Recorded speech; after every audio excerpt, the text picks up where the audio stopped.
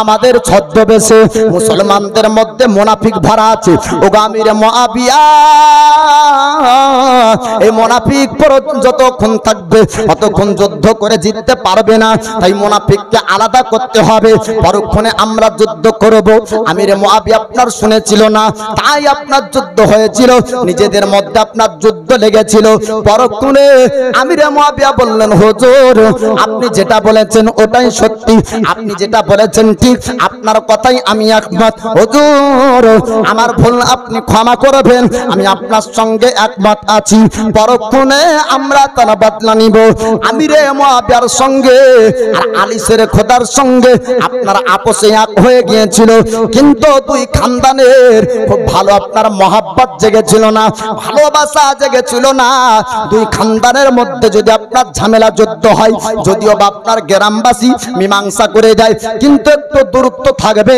আমার রাসূলুল্লাহ বলেন, হাসানের দ্বারাতে আমার উম্মতের মধ্যে বড় ঝামেলার মীমাংসা হবে। তাই হযরত আলী শেরে খোদা যখন ইমাম হাসানকে খলিফা করলেন, এই খলিফা আপনার খেলাফত বেশি দিন ইমাম হাসান রাখলেন না, ডাক দিলেন আমিরে মুআবিয়াকে। আমিরে মুআবিয়াকে ইমাম হাসান বললেন, আপনি খলিফা হবেন, আপনাকে আমি খেলাফত দিব। আপনার খেলাফত দিলেন। 6 মাস পরে আপনার আমিরে মুআবিয়াকে খেলাফত দেওয়া হলো।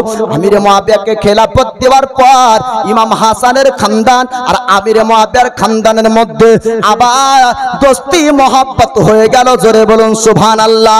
যার কথা পূর্বে আমার রাসূলুল্লাহ জানিয়েছিলেন, যার কথা পূর্বে নবী আপনার বলেছিলেন, এবার দুজনের মধ্যে দোস্তি বাড়লো, দুজনের মধ্যে মহব্বত বাড়লো।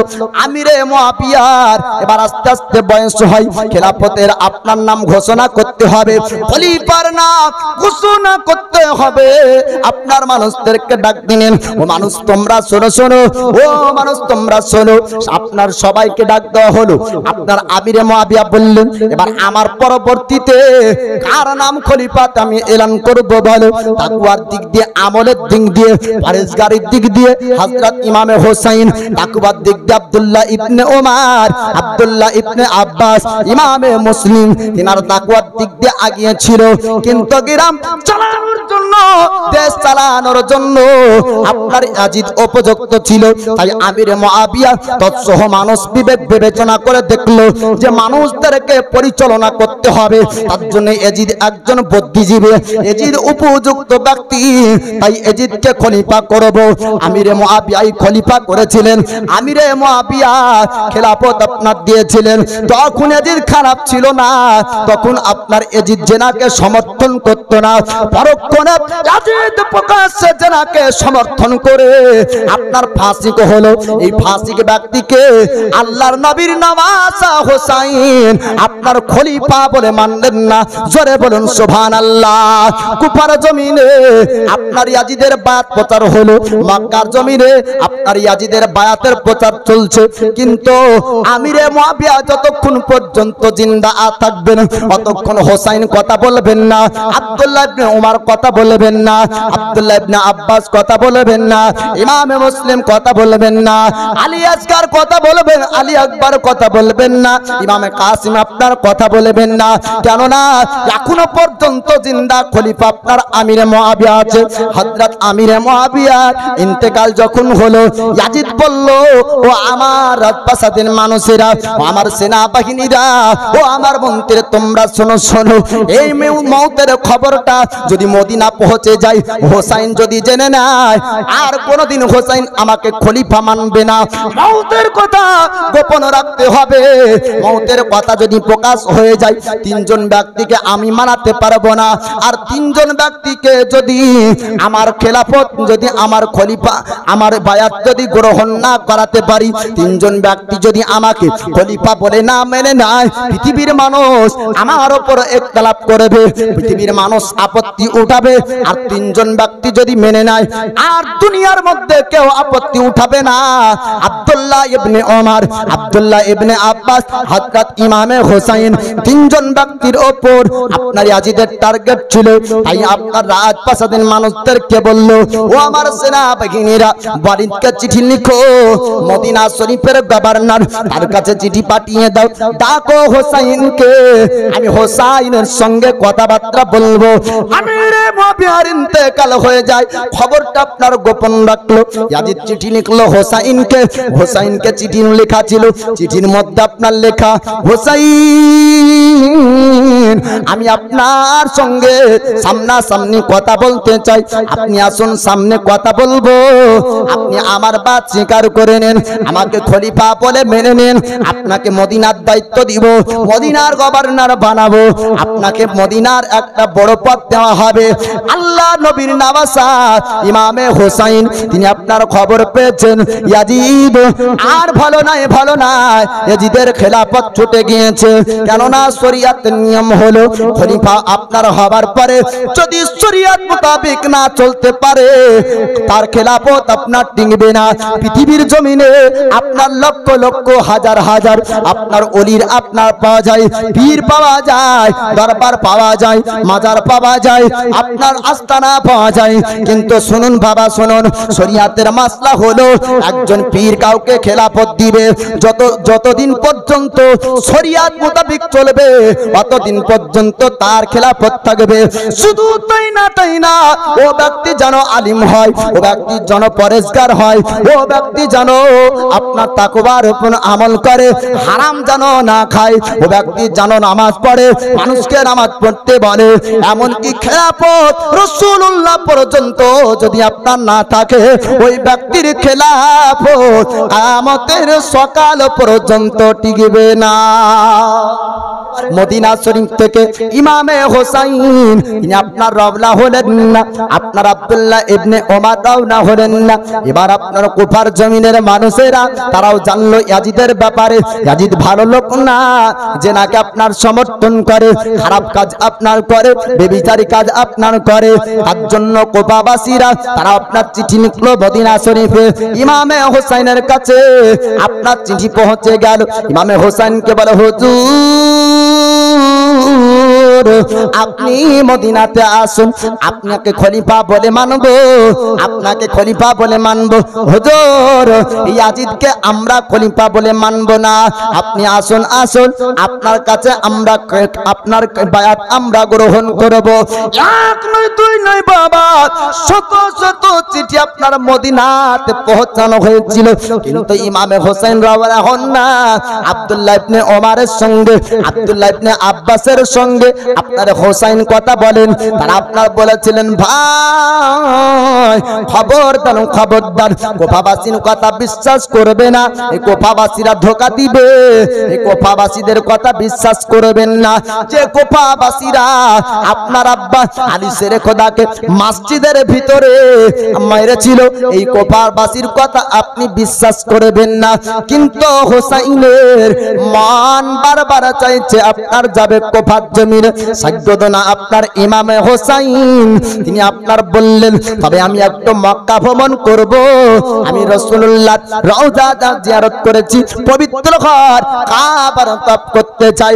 মক্কা ভ্রমণ করে আবার আসলেন মদিনায়। কুফার একদল মানুষ তারা বলল, চিন্তা করলো, এক নয়, দুই নয়, 100 চিঠি পাঠালাম, তারপরে হোসাইন মদিনা থেকে আসে না, চল চল কাফেলা নিয়ে আমরা মদিনাতে যাব।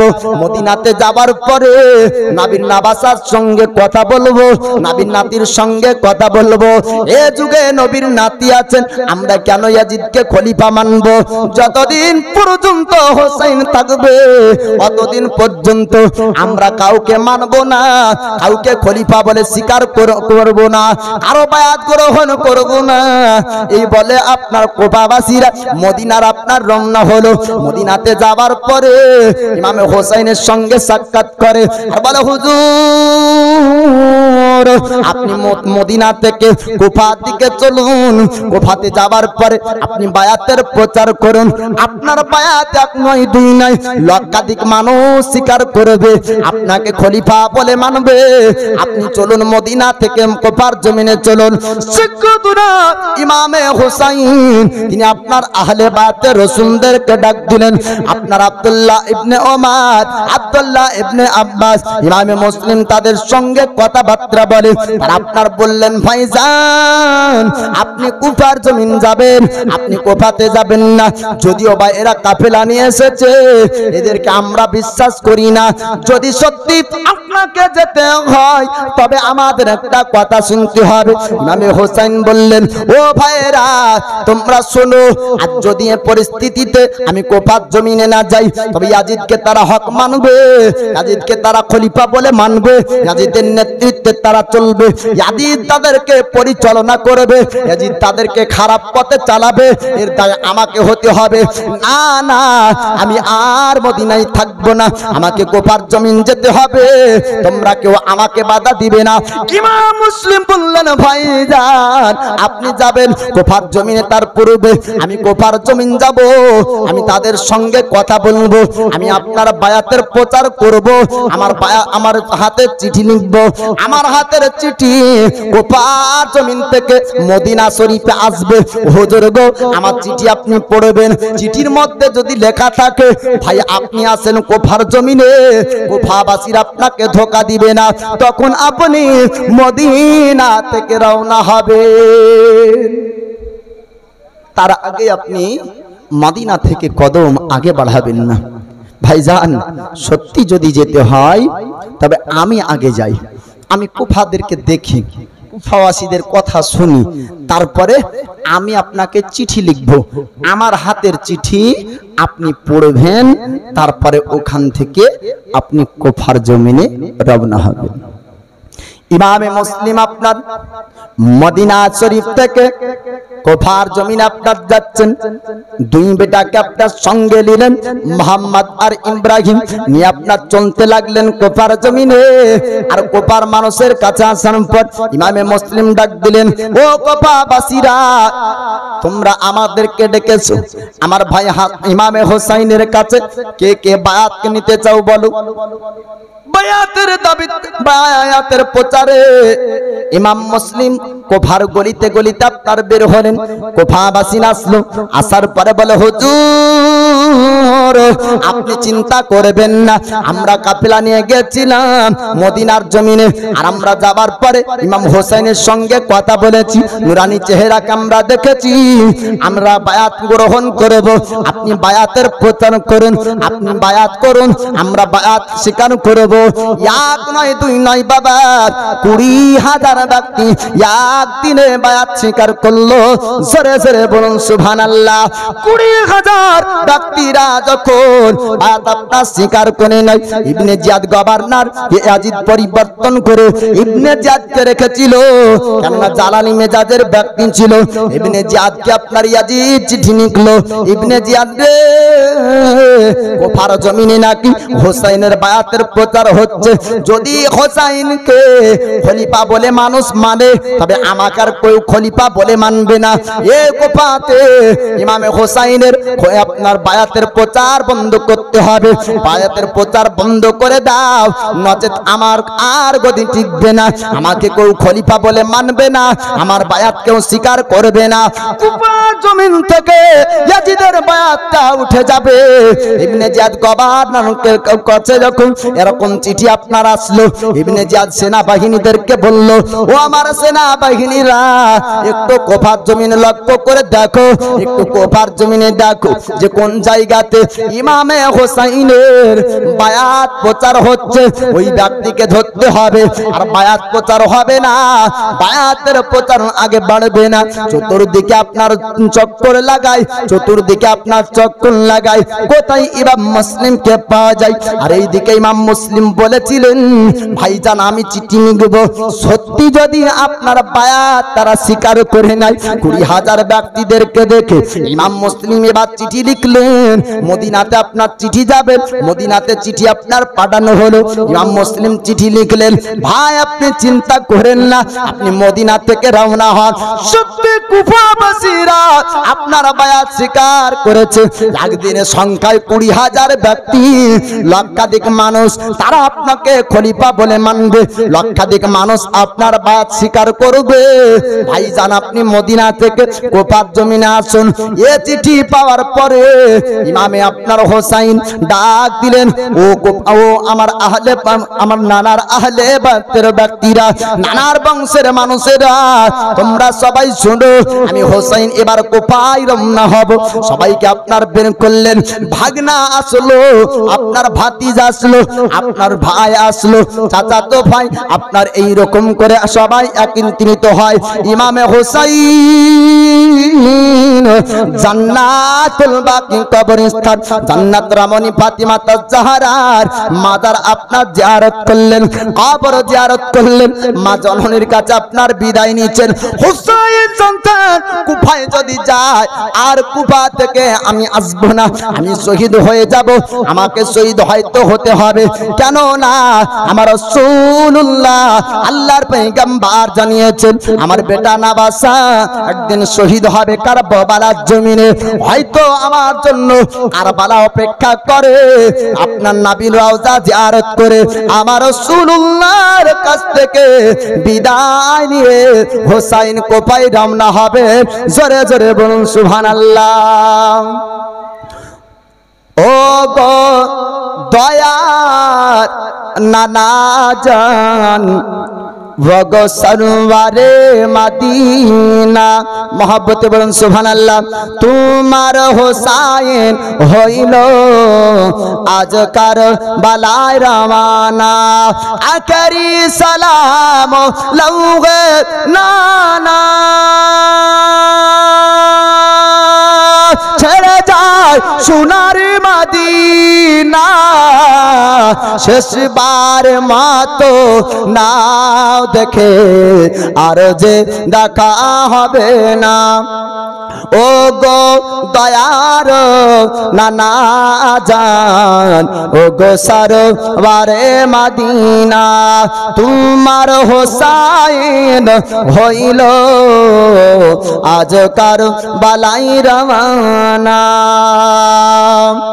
ভাইজান ইমাম হাসান ছিল আমার জানের জান, ভাইজান ইমাম হাসান ছিল আমার জানের জান, সে তো চলে গিয়েছে আর কা ভালো লাগে না।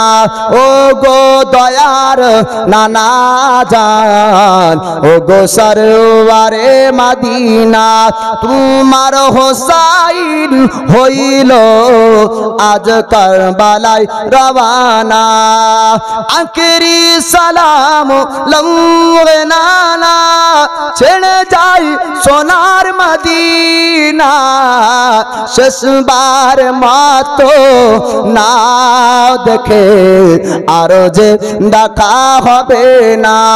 ও গো দয়ার নানা জান, ও গো সরওয়ারে মদিনা, दीन इस्लामेर खातिरे बातिल मिटाबर तारे, दीन इस्लामेर खातिरे बातिल मिटाबर तारे, अल्लाह राहे कटाबो, अल्लाह राहे कटाबो, आमारे गला खानाबो गो दयार नाना जान, ओ गो सरबारे मदीना, तुम्हार हुसैन हইলো आज কারবালায় রওনা, আখরি সালাম লওগে নানা, ছেড়ে যায় সোনার মদিনা,